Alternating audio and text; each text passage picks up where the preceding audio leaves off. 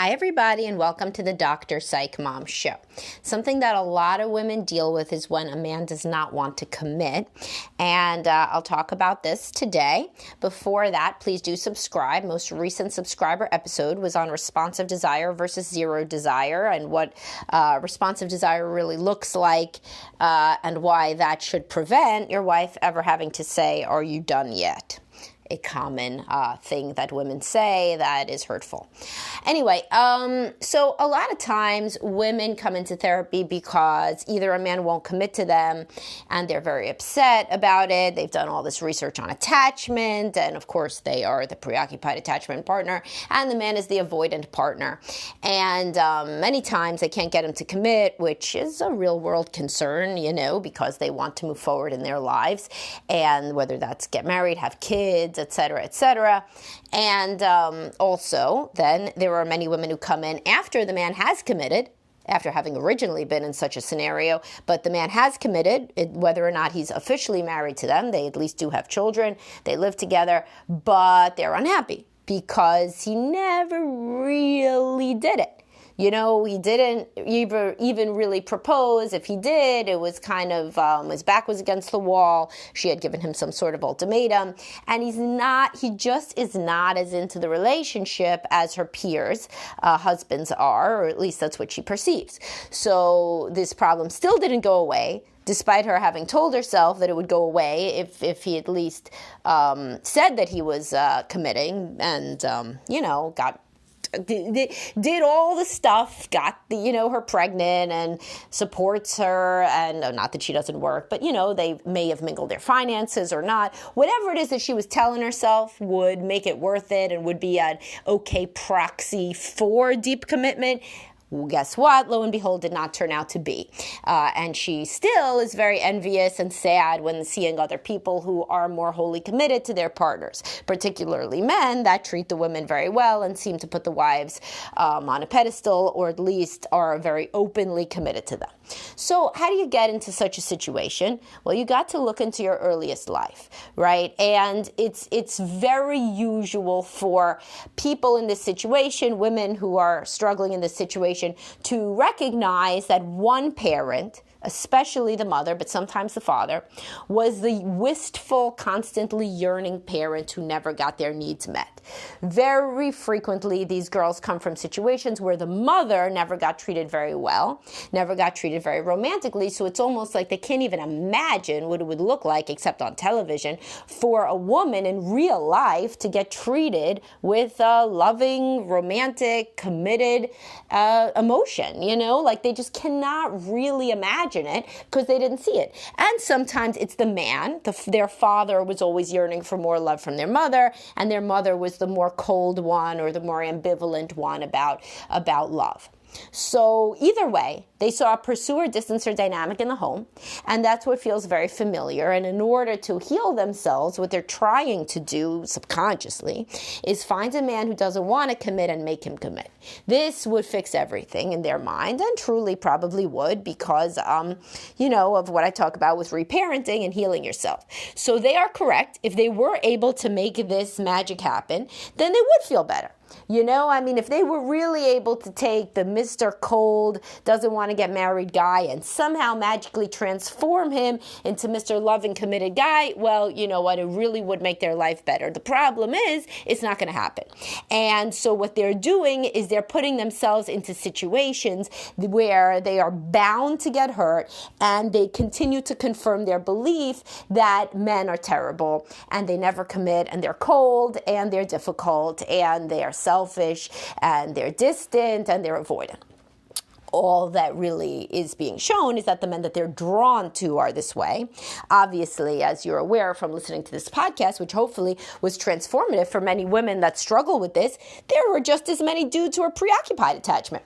And that's kind of a mind fuck, for women who have always thought that males are the more avoidant ones.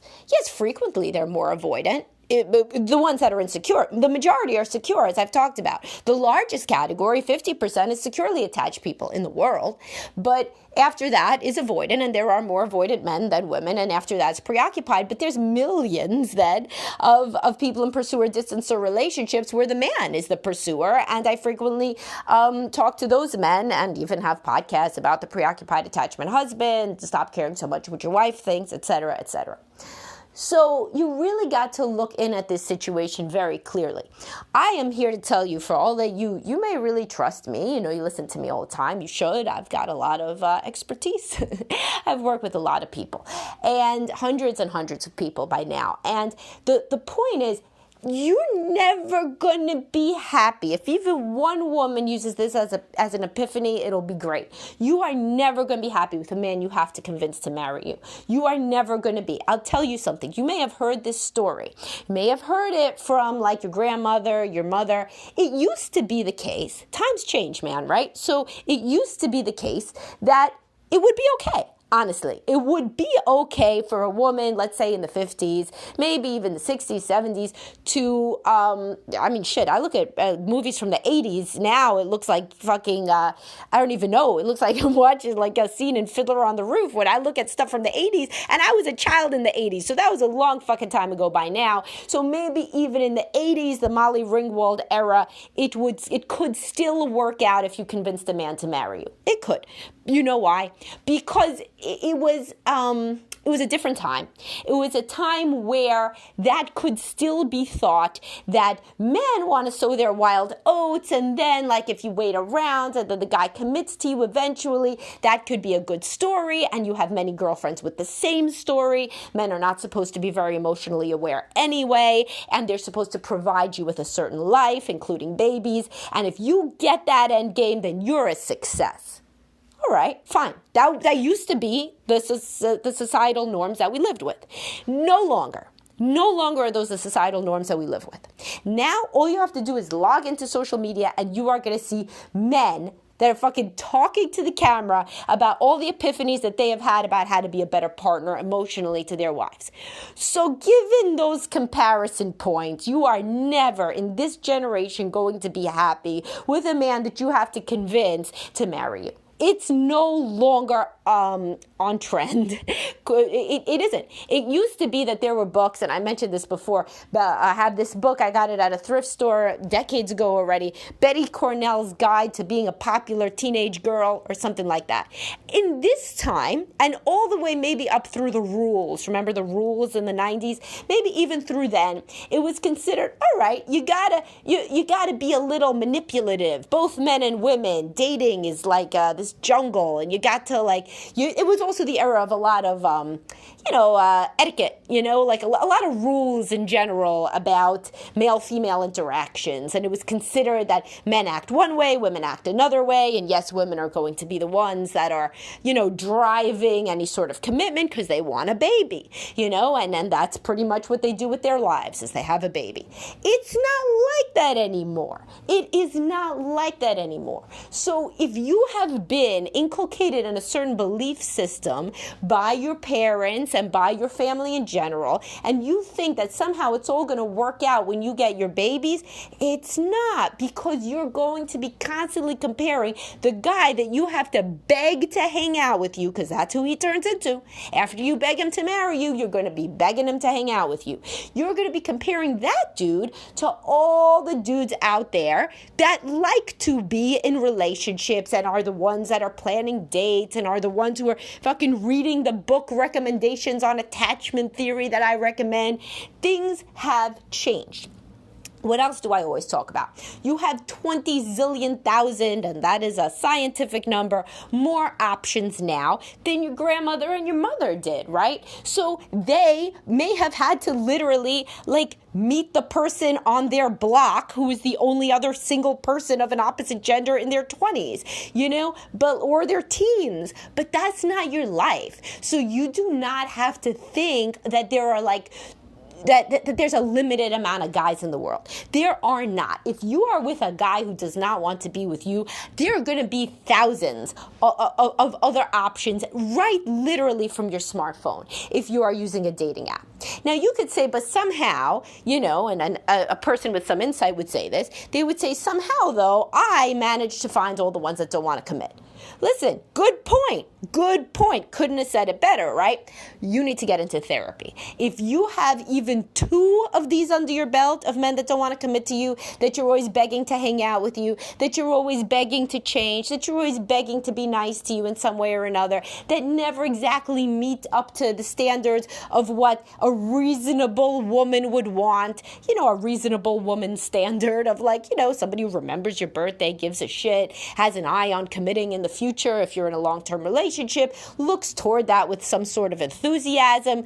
If basically all women would say that the guys that you've dated have been kind of assholes, then you 100% need to be in therapy, because 100% you will do it again. I don't care how many apps you have access to. I could give you a million dudes and you're going to pick the avoidant ones. But that can change. And the reason that is how it is because your self-esteem is so low, and because you have believed all these things that you hear growing up, multiple stories, A, that there's a scarcity of available men, which is not the case anymore, and B, that a woman's job is to make an avoidant man love her. That's not true either at all. So you're going to have to work on this belief system, which is truly no longer relevant in today's society. Maybe it was more so years ago. Years ago, more so, it really was. So if you listen to stories from your parents, which all these little sensitive girls do, they're especially the oldest daughter, man, does she get a lot of stories. And if the parents happen to be dysfunctional, then she hears a lot of dysfunctional stories. So she's hearing all these dysfunctional stories about a mother who's saying, yeah, your father drinks and he's, he hits me, but you know what? I wasn't that pretty, and he was the only guy who was around. And shit, if you look at like your mother, then you're like, my God, me too. I'm not that great either, so I have to put up with this guy that really doesn't give much of a shit about our relationship. That is how girls are inculcated into having low self-esteem. Frequently, it's by a low self-esteem mother who's really doing her best to pass on her hard-won wisdom, which is basically life sucks for us women. I'm not so great. By extension, you're not so great because you're like me. Even if she believes that the daughter is better than her, she's still going to pass on the idea that women like us aren't really that great and we have to take what we can get in this world. And at least I got my family. And that may be said explicitly or implicitly, but it's said a lot more often than people think, especially men. This should all be new info to any men that are listening. A lot of women are just given this belief system that, there's not a lot of good men out there. There's really, most of them are assholes. The best you could do is kind of get one that doesn't have an active addiction, has some sort of a job, and doesn't overtly treat you like shit. And then in that case, you got to kind of wait around, hope for the best, and possibly be a little bit cajoling, and then maybe he'll commit to you if you're lucky. Then you can get to have a husband and children. This is still, in 2022, something that is basically taught to women implicitly, if not explicitly. So those women grow up and when there is a guy who treats them like shit, they're like, oh, I see. Everybody was right. He is the one that I'm supposed to marry. But I'm going to be better than what I grew up hearing about. I'm going to get him finally to love me. This is the only sort of man that exists. And I'm going to get this one, though, to love me at least a little bit. So at least a little bit first means that he's going to maybe not cheat on you flagrantly. Then he's going to cheat on you a little bit less, then maybe not at all, and then maybe you could somehow wrangle him into marriage, and then somehow into kids. And you know what happens then? You're going to get some more self-esteem. You're going to look around you at the world, which, as I told you, is now way chock full of emotionally aware men.